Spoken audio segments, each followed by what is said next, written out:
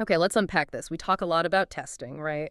We focus on the excitement of finding the bug, reproducing the failure, writing that perfect defect report. Mm-hmm. The victory lap? Exactly.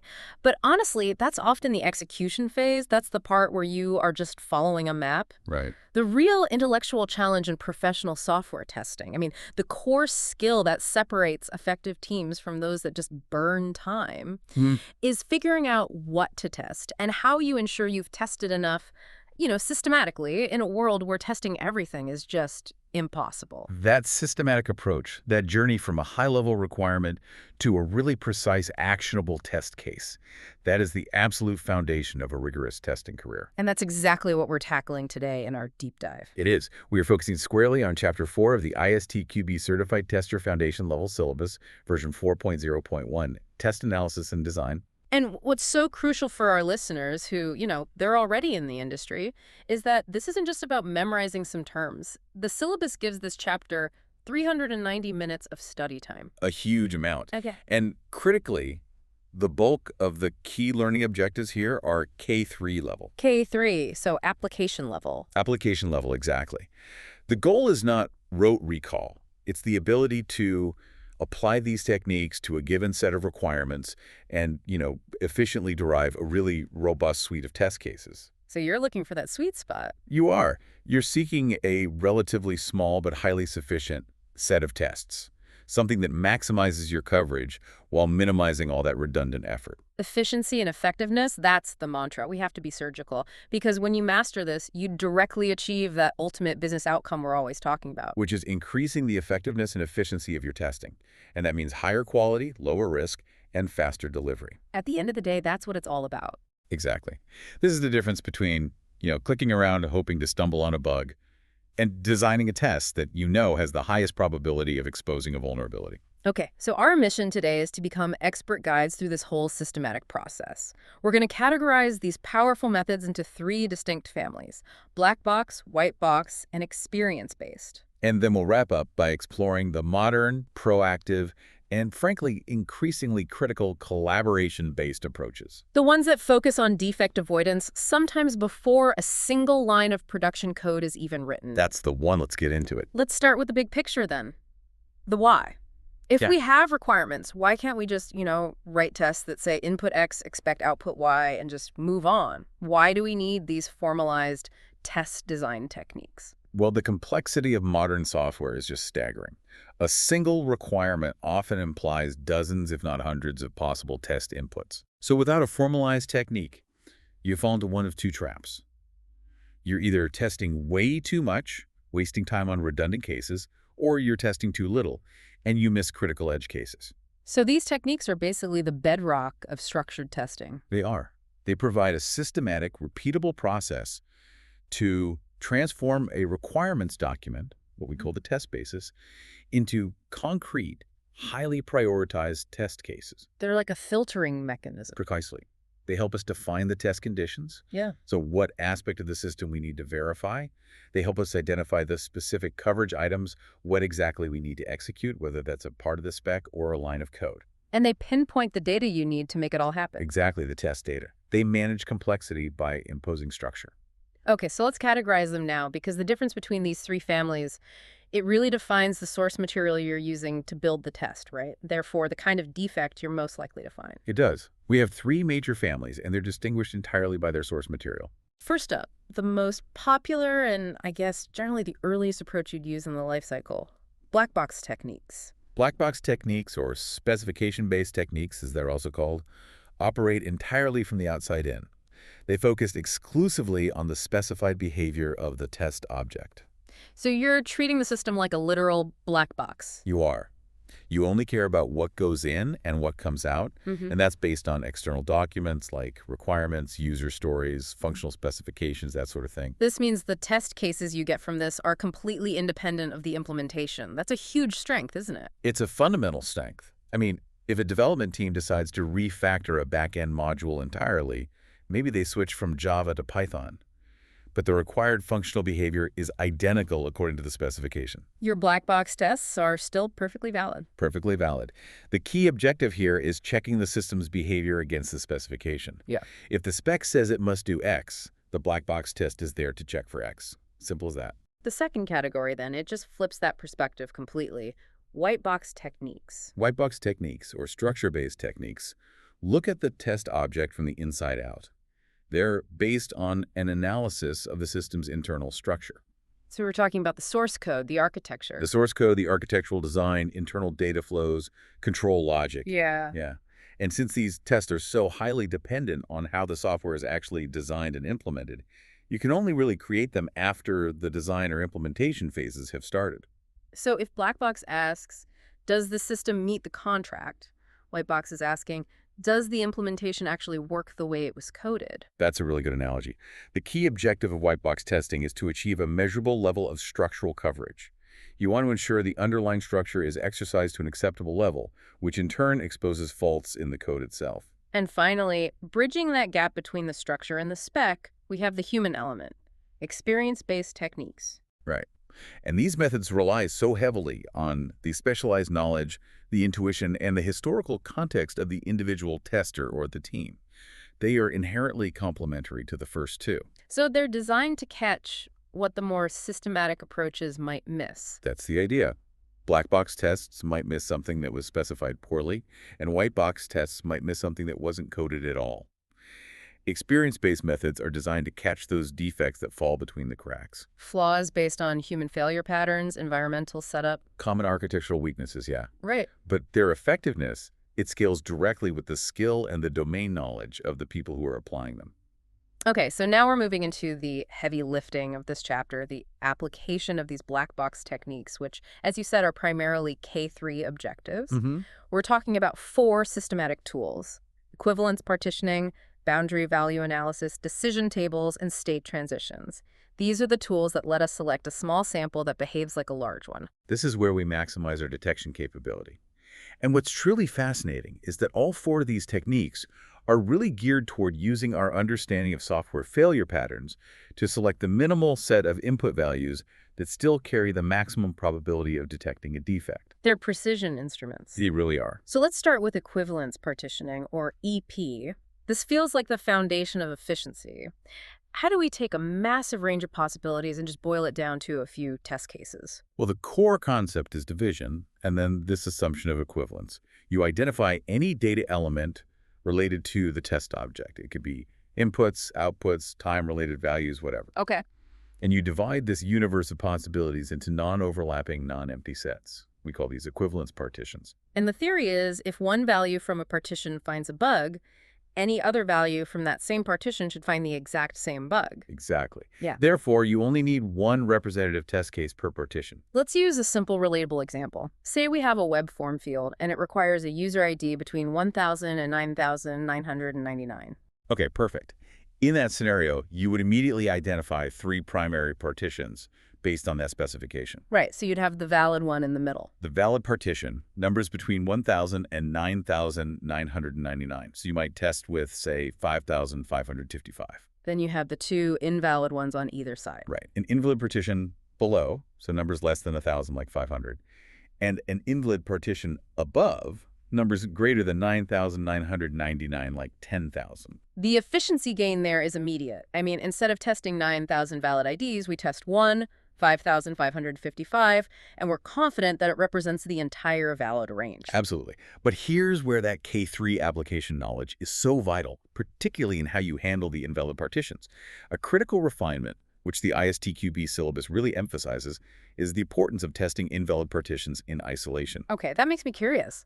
Why the strict requirement for isolation? Isn't it more efficient to just combine all the errors into one giant failing test case? Here's all the bad data at once. It seems efficient, but it leads directly to a problem called defect masking. Imagine our user ID field, but the user is also allowed to enter a password on the same form. Got it. Now let's say we construct a single negative test case where the ID is too high, which is invalid, and the password contains special characters, which is a second distinct invalid condition. Okay, 2 problems in one test. Right. And if the system fails the test the moment it checks the ID, it throws an error message about the ID being too high, and the test just stops. It never even reaches the code that validates the password's character set. So a potential bug in the password validation logic is masked by the ID validation failure that happened first. It's completely masked. Good. So by forcing ourselves to test each invalid condition separately, one test for invalid ID, one separate test for invalid password characters, we ensure that we exercise the failure logic paths for every single negative scenario. So each invalid partition becomes its own test condition because you have to confirm the system handles each failure mode gracefully and distinctly. Exactly. It prevents one simple error from hiding another, potentially more severe defect. Okay, so EP saves us time in the middle of the range, but boundary value analysis, BVA, builds on that by focusing precisely on the endpoints. Where does BVA focus its effort, and why is that focus considered a higher risk area? BVA is rooted in, well, empirical data about developer errors. It's only applicable to ordered partitions, so ranges where values have a clear sequential relationship. Numbers, dates, things like that. Exactly. And the reason we focus on boundaries is that developers are just statistically far more likely to make errors implementing logic at or near the partition edges. This is where the subtle errors creep in. It is things like using an improper inequality operator, like by 10 instead of x equals 10 or vice versa. It's a tiny mistake, a fence post error, but it shifts the boundary of the valid range by 1 unit. So if EP tells me test somewhere between 1,000 and 9,999, BVA tells me exactly which 5 or 6 specific numbers I must test around those boundaries to maximize my chance of finding that operator mistake. That is its function. Now, a simpler two-value BVA approach might test the boundary and the value just outside it, like 1,999. Mm-hmm. But the ISTQB syllabus, because it's aiming for maximum rigor in that K3 application, really pushes us toward the three-value boundary value analysis approach. Okay, walk us through the rigor of the three-value approach using our earlier example. Valid IDs are 1,000 to 9,999 inclusive. Right. We look at both the minimum boundary, which is 1,000, and the maximum boundary, 9,999. And for each of those boundaries, we select 3 test points. 3 points, what are they? 1, the boundary value itself. 2, the minimum or maximum value inside the boundary. And 3, the minimum or maximum value outside the boundary. Okay, let's apply that to the lower boundary of 1,000. Okay, for the lower boundary, 1,000, our 3 points would be outside, which is invalid, is 999. On the boundary, which is valid, is 1,000, and inside, also valid, is 1,001. And for the upper boundary of 9,999. For the upper boundary, 9,999 it would be. Inside, which is valid, is 9,998. On the boundary, also valid, is 9,999. And outside, invalid, is 10,000. So that gives us 6 test cases total. The critical inclusion here, the one that makes it better than the two-value approach, is that value inside the boundary, the 1,001 and the 9,998. How does that extra point catch a bug that the others might miss? This is the genius of the method. Let's stick with the lower bound. The requirement is ID must be greater than or equal to 1,000. So the correct code is if ID equals 1,000. What if the developer accidentally typed if ID 1,000? They missed the equal sign. Well, in that case, if you test 999, it fails, as expected. But when you test 1,000, which should be valid, your test case will fail, and that exposes the defect immediately. But let's take a trickier mistake. Okay. What if the developer accidentally typed a simple equality check, if ID equals 1,000? Okay. Now, if I test 1,000, it passes, which suggests the boundary is correct. If I test 999, it fails. If I test 1,001, it also fails. Wait, 1,001 should pass. Exactly. The three-value approach ensures you don't just check the immediate boundary, but also that first step away into the valid range. By testing 1,001, you force the execution path that should accept the number, but because of the programmer's equals 1,000 error, it fails the test case. Wow, so the three-value approach systematically forces the conditions needed to expose a misplaced boundary or an incorrect operator. It maximizes the impact of those 6 simple numbers. That mathematical rigor, it applies beautifully to simple number ranges, but what happens when the logic itself becomes conditional and complex? You know, when the outcome depends on multiple factors, customer status, AND, purchase value, AND, time of day, that's where decision table testing comes in. Decision tables are, well, they're indispensable tools for managing combinatorial logic and testing complex business rules. They're used specifically when requirements state that different combinations of inputs or conditions lead to different outcomes or actions. The primary challenge here is that if you have n conditions, you have 2 to the power of n possible combinations. And it is startlingly easy to overlook one of those possibilities if you're writing tests just based on prose. And that's the power of the table format. It forces completeness. You list all your conditions, the input variables, in the top section. You list all the resulting actions in the bottom section. And each vertical column represents a unique rule. a unique combination of condition states, true-false, that results in a specific set of actions. Let's walk through an example. Imagine a loyalty program rule. A customer gets a 20% premium discount if, condition A, they're a premium member, and D, condition B, their total purchase value is over $500. Otherwise, they just get the standard 10% discount. Okay, so we have two conditions, A and B. That means we'll need 2 squared or 4 rules to cover every single possibility. Right, so rule 1 would be premium member is true, A and D purchase is over $500 is true, they get the 20% discount. That's the happy path. Mm-hmm. But the table forces us to look at, say, rule 3. Not a premium member, so that's false. But the purchase is over $500, which is true. And in that case, the action is still just the standard 10% discount. Right. The table ensures we've defined what happens when the customer is high value but not high status. And most importantly, it ensures you can design a test case for every single rule, which guarantees comprehensive coverage of the logic. And if there was a third, subtle condition like membership for over 1 year, the table would immediately expand to 8 rules. And any omission would be instantly obvious during the requirements analysis stage. So the practical value isn't just in testing, but in clarifying ambiguous or incomplete requirements up front. It converts vague policy into precise, verifiable logic. Absolutely. Okay, this next technique deals with history. We shift from static inputs to dynamic systems where the current response depends entirely on the previous sequence of events, the system's current state. We're talking about state transition testing. State transition testing is crucial for modeling and testing systems that exhibit reactive behavior. You see it a lot in workflows, protocols, or device interfaces. Like a digital camera's mode selector, a traffic light, or a bank ATM. Exactly. You model the system using a state diagram, which maps out the distinct states the system can be in, the events that trigger change, the transitions between those states, and the actions that result. Give us a quick, tangible scenario to ground this. Okay, consider a simple 3-state system for a user login interface. Logged out, authenticated, and account locked. Right. So if you are in the logged out state and you perform the event correct credentials, you move to the authenticated state. And if you are authenticated and you perform the event logout, you go back to logged out. Correct. That seems straightforward enough. Where do the guard conditions and actions fit into this picture? They add nuance. Imagine the transition from logged out back to logged out after a failed login attempt. The transition label might be incorrect credentials attempt count 3 display error message. Okay, so the text in the brackets is the guard condition. Right, the transition only fires if that condition is met. And the text after the slash is the action, what the system does as a result. And that formal labeling, event guard condition action, is critical for test documentation. Now let's get to the application. The coverage criteria hierarchy. The syllabus defines 3 levels of thoroughness. Why the different levels? Because different systems have different risk profiles. You test to a level that's commensurate with the risk. So let's start with the weakest one. The weakest is all states coverage. Here, the coverage item is simply the state itself. The goal is just to ensure that in our testing, we visit every defined state at least once. It's a very, very basic sanity check. Why is it considered the weakest form of coverage? Because you could, conceivably enter every state using a single simple path and completely neglect to test all the different ways you can transition between those states. You've proven the states are reachable, but not that the connections between them are robust. Which naturally leads us to the most widely adopted standard, valid transitions coverage.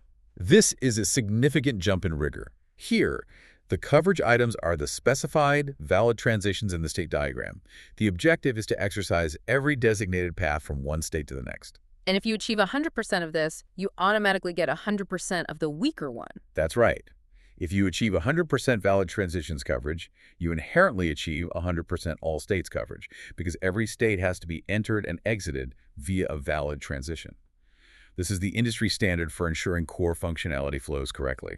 But for systems where failure is catastrophic mission-critical or safety-critical software, even that isn't enough. We need the strongest criterion. And that is all transitions coverage. Here, the tester must exercise all possible transitions. And that includes not only the valid, successful transitions, but also any specified invalid or impossible transitions. So trying to do something from the wrong state, for example. Yeah, exactly. Like trying to transition from the authenticated state using an event that's only valid from the logged out state. The purpose is to confirm that the system robustly rejects unexpected or erroneous input sequences. So it's about graceful failure. Precisely. For high-risk applications, medical devices, flight control software, complex financial trading platforms, confirming graceful failure and rejection of incorrect commands is paramount. The syllabus is explicit about this. Achieving full transitions coverage is considered the minimum requirement for ensuring that mission and safety-critical software performs reliably under exceptional circumstances. It's an incredibly demanding level of testing, but it sounds absolutely necessary for those domains. It is. We spent a lot of time analyzing the system from the perspective of the requirements, the external view. Now we have to shift our perspective entirely to the internal structure of the code itself, using white box techniques. And these methods demand intimate knowledge of the underlying implementation. This shift is crucial because, let's face it, specifications can be wrong. White box techniques provide assurance that the code, as it was written, is executing correctly. And since it's structure-based, we're dealing with measurable metrics derived directly from the source code. We're often focusing on two primary related techniques here, statement and branch testing. That's right. So statement testing. This seems like the simplest structural metric. What exactly is a coverage item here? The coverage items are the executable statements in the code. And the objective of statement testing is fundamental. You want to design test cases that ensure every single executable line of code, every instruction the machine actually runs, has been executed at least once during your test suite execution. And how do we measure this? The measurement is straightforward. It's Uh-huh. the number of exercise statements divided by the total number of executable statements in the code base, and you express that as a percentage. So 100% is the goal, but But, and this is a big but, it's important to understand its limitations. Statement coverage is generally viewed as a relatively weak criterion because it completely ignores the decision logic and the control flow built into the code. right, you can execute a line of code, but you may not have tested all the possible outcomes that result from its execution. And that's exactly where branch testing steps in to provide the necessary rigor. A branch is defined as a transfer of control between 2 points in the control flow graph. So that includes unconditional transfers, just code executing one line after the next. And far more importantly, the conditional transfers. Those are the outcomes of decisions, like an if-else block or the loop conditions in a while statement. So the coverage item here is really the outcome of the decision. The objective is to make sure that every possible outcome of every decision point is exercised. Yes. Consider a simple piece of logic. If, by 10, do A, do B. In that structure, statement coverage might only require one test case. You make X equals 15. It executes statement A and the conditional line itself, and you might get 100% statement coverage if A is the only executable code block. Correct. But if you only test with X equals 15, you've only covered the true branch. Branch coverage demands a second test case, say X equals 5, to force execution down the false branch and execute statement B. You have to cover every direction of control flow. And this leads to that critical hierarchy. Branch coverage is fundamentally more demanding than statement coverage. It is. Mathematically, if you achieve 100% branch coverage, you have inherently achieved 100% statement coverage, because every statement has to live on some branch path. But the reverse is not true. Not at all. Achieving 100% statement coverage gives you absolutely no guarantee that every path through the decision logic has been executed. Therefore, branch coverage is a much stronger and more useful structural metric for technical assurance. That's a key distinction for anyone listening who's involved in code reviews or technical sign-off. It defines a higher standard of structural testing. So what's the fundamental strength of white box testing? Well, white box techniques offer a profound strength. They force the tester to account for the entire software implementation. This is invaluable because it helps you find defects even when your black box specification, the requirements document, is ambiguous or outdated or just fundamentally incomplete. So it provides an objective, measurable level of assurance about the quality of the code that was written. Right. If the code is buggy or structurally fragile, white box metrics will expose it. But here's the critical weakness, the one that makes relying solely on structural testing a huge risk. This ties back to the core principles of testing. The corresponding weakness is that white box testing, because it focuses solely on the implemented structure, may not detect defects of omission. What's missing? Exactly. If a functional requirement was defined and negotiated and documented, but the developer simply forgot to code that feature, or maybe they commented out the code before deployment, the system structure itself will look perfect. It'll get 100% statement and branch coverage for the code that is there. But it fails to meet the user's needs. The missing functionality, the defect of omission, is totally invisible to structural analysis alone. It is. That's a powerful realization. White box confirms what the code does. It cannot tell you what the code should have done. A perfect summary. Okay, so now we transition from the purely analytical and structured methods, the math and the logic, to the techniques that leverage the ultimate testing instrument, the human tester's skill, intuition, and experience. Right. And these experience-based techniques, they don't stand alone. They complement the rigid structure of the black and white box methods. They operate in that domain where risk perception, intuition, and, accumulated failure knowledge are the driving force. So let's start with error guessing. It sounds unstructured, but the syllabus describes it as being systematic. How does a professional tester elevate simple guessing into a powerful technique? It's highly structured intuition. Error guessing is the process of anticipating where defects and failures are most likely to occur based on established knowledge. And this knowledge is multifaceted. It's not just a gut feeling. Not at all. It relies on understanding how similar applications have failed in the past. It uses knowledge of the typical error patterns of the current development team. This team always struggles with date formats, and it relies on common defects in technology stacks generally. So if the system uses a new database integration, the tester knows to check for transaction timeouts or data type mismatches, not because the spec says so, but because history suggests that's where an integration is likely to break. Exactly. The tester builds a mental model of failure categories. They look for specific types of potential errors. Issues with inputs, like an incorrect format not being rejected, outputs, like wrong data being displayed, logic, computation, interfaces, data issues like uninitialized variables. And the structured way to apply this institutional knowledge is called a fault attack. A fault attack takes that amorphous knowledge and formalizes it. The tester first has to create or acquire a concrete list of common or historical errors, a failure catalog. Then they intentionally design tests specifically to expose those defects.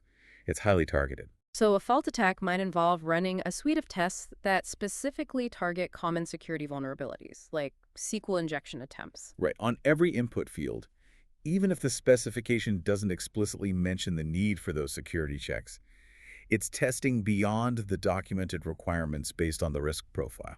While error guessing uses historical knowledge to attack known weaknesses, exploratory testing is about simultaneous discovery. It's the agile tester's best friend, but it needs structure to be effective. It's often described as disciplined improvisation. Exploratory testing is defined by the simultaneous nature of three activities: test design, test execution, and continuous learning. So the tester isn't following a script. Not at all. They're actively learning about the system as they explore it, generating focused tests on the fly for areas that seem risky or unexpected or just haven't been tested yet. If it's simultaneous design and execution, how do you stop it from just becoming aimless clicking? What's the necessary structure? The structure is provided by two things: session-based testing and the test charter. A session defines a clear time box, a finite period of time, maybe 60 or 90 minutes, dedicated entirely to exploring a specific area. That constraint focuses the tester's energy. And the charter guides the focus. What information is in that test charter? The test charter contains the primary test objectives. It's essentially a high-level mission statement for the session.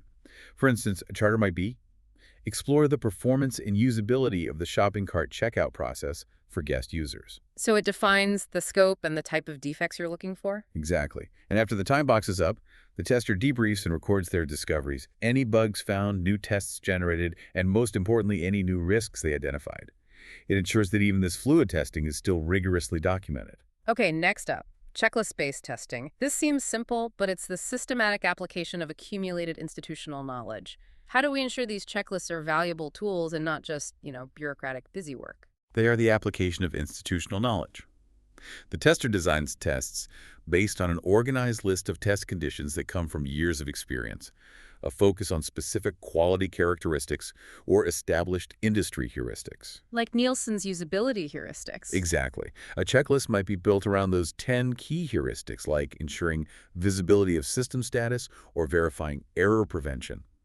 Using this kind of list ensures that essential non-functional quality characteristics are consistently covered. What's the difference between a high-value checklist item and one that's just too general or easily automated? A high-value item requires human judgment and specific application. Something like, verify that all error messages provide actionable, helpful guidance to the user. That requires qualitative assessment. And a low-value one. A low-value item, or one to avoid, would be something like, check that the database connection is established. That's far too general, it's easily automated, and it's probably better suited as an entry criterion for a larger test phase, not a specific test condition. So checklists must contain items that are actionable and need human verification in a way that formal test cases might miss. That's the key. We've spent most of our time talking about defect detection. Now we shift to defect avoidance, focusing on collaborative approaches which are absolutely central to modern, fast-paced environments like Agile. This is the proactive communication shift. While the techniques we just covered focus on finding defects in existing artifacts like code or documentation, collaboration-based approaches minimize defects by ensuring requirements are clearer, better understood, and jointly agreed upon before development even begins. Which massively reduces expensive rework later on. Hugely. So let's start with collaborative user story writing. User stories are the core requirement mechanism in Agile. They have to adhere to the 3 C's: card, conversation, and confirmation. Tell us why the tester's involvement in that middle C, the conversation, is so vital. Well, the card is just the simple high-level written statement. The conversation is where the real work happens. That's the verbal discussion among the cross-functional team, the customer, developers, testers, to clarify all the underlying details and constraints. This is where ambiguity dies. And the confirmation then defines how the story will be tested and accepted. Right. So the conversation step is where the tester acts as the necessary devil's advocate, asking all those critical what-if questions that force clarity. Exactly. The tester asks about failure modes, boundary conditions, negative scenarios, out-of-scope behaviors. This discussion ensures the user story meets the crucial INVEST criteria, particularly the T for testable. And if the team can't clearly define how the story will be tested and what success looks like? It's a massive red flag. It means the story is either unclear, too large, or lacks real value, and it should be rewritten or broken down before any development starts. The conversation eliminates risk at the source. If the user story is the high-level goal, then acceptance criteria are the precise, measurable conditions that define success. They are the contract. They are the specific conditions an implementation must meet to be accepted by all stakeholders. And they serve multiple critical purposes. They define the scope of the user story, which helps prevent feature creep. They force the team to reach consensus. They do. They also must describe both positive, successful scenarios and negative failure or exception scenarios. And finally, they serve as the direct, formalized basis for all acceptance testing. And the syllabus notes 2 main formats for documenting these criteria. Right. The first is scenario-oriented, which is highly favored in environments that use behavior-driven development, or BDD. This uses the given when then format. Context, action, outcome. Exactly. And that structure is universally readable by business analysts, developers, testers. And it helps bridge the gap between human language and automated tests. For example, given I am a logged-in user, when I attempt to purchase a subscription with an expired credit card, then I should see the error message, credit card declined, please update. Perfect. That's precise, actionable, and testable. The second format is rule-oriented. This is often presented as bullet points, specific constraints, or a tabulated... It's excellent for detailing specific functional rules that don't fit a sequential narrative. And both formats ensure the criteria are verifiable and unambiguous, which brings us to Acceptance Test-Driven Development, ATDD. This is a powerful K3 concept that operationalizes this whole collaborative approach. It's fundamentally a test-first strategy. What is the immediate payoff that makes this upfront investment in test creation worthwhile? The payoff is defect avoidance and clarity. ATDD is a collaborative approach where the test cases are created prior to any implementation of the user story. And this is done jointly by the whole team. The whole cross-functional team, the customer or product owner, the developers, and the testers. These tests are essentially treated as executable requirements. So it begins with the specification workshop. Walk us through that process and how it changes the dynamic compared to traditional development. In the workshop, the team analyzes the user story and its acceptance criteria, often documenting them, using that given when then scenario format. The act of collaboratively writing the test cases forces the team to clarify every tiny detail, resolving all ambiguity and incompleteness before a single developer hour is spent. So the tests, once written, become the crystal clear definition of done. Absolutely. The developer then writes code until all those pre-written acceptance tests pass, and then the feature is functionally complete. This sounds like a guarantee that the code will not deviate from the agreed upon criteria. That is the core mechanism. It shifts quality assurance from being a final check to being a guiding process. And if the acceptance criteria are written in a tool that allows them to be automated like Cucumber or SpecFlow, they become continuously verifiable requirements. So every time the code changes, the team can instantly confirm that the original acceptance contract is still being met. Instantly. What's the typical sequence for designing these test cases within the ATDD framework? The sequence is important because it aligns with confidence building. The team typically starts with the positive test cases, the ones confirming the primary successful behavior without any exceptions or error conditions. Get the happy path right first. Exactly. Once those are established, they move to negative testing to ensure exceptions, error conditions, and boundary violations are handled gracefully and correctly. And finally, Finally, they design tests to cover necessary non-functional characteristics, things like basic performance efficiency or usability constraints that were derived from the acceptance criteria. we have to emphasize the critical scope constraint here. Given that the team has access to developers and complex criteria, isn't there a risk they start testing far beyond the current user story? That risk is precisely why the constraint has to be so strictly enforced. The ATDD test cases must cover all the characteristics of the current user story, but they absolutely should not go beyond the scope of that specific story. And if they identify a related high-risk area, That becomes a new user story for the backlog. It does not become an expanded test for the current one. This constraint prevents scope creep while maintaining the necessary comprehensive coverage for the feature being built. It keeps the development focus narrow and the criteria objective. we've covered a massive amount of ground today, moving systematically through the professional tester's toolkit. We started with the systematic logic of deriving tests from the specification itself, our black box techniques. Mm-hmm. From equivalence partitioning and that crucial necessity of testing invalid partitions in isolation to the surgical precision of the three-value boundary value analysis. We then switched perspective to the structure-based white box techniques, defining coverage through executable statements and control flow branches, establishing an objective, measurable standard for how much of the written code is truly exercised. And finally, we detailed the irreplaceable element of human intuition and collaborative planning through error guessing, disciplined exploratory testing, and the proactive rigor of acceptance test-driven development. It's a lot. The technical detail we've explored, from the specific calculations of BVA that target developer errors to the hierarchy of state transition coverage requiring all transitions for safety-critical systems, it makes one thing crystal clear. High-quality testing is anything but random. It is disciplined, calculated, and essential for controlling product risk. And this detailed application-level knowledge, these K3 techniques, they directly translate into that business outcome of increased effectiveness and efficiency. They do. When we design tests systematically, we control risk, which is the core focus of test management in Chapter 5. We use our time and resources only where the probability of failure is highest. Which leaves us with a final provocative thought for you to chew on.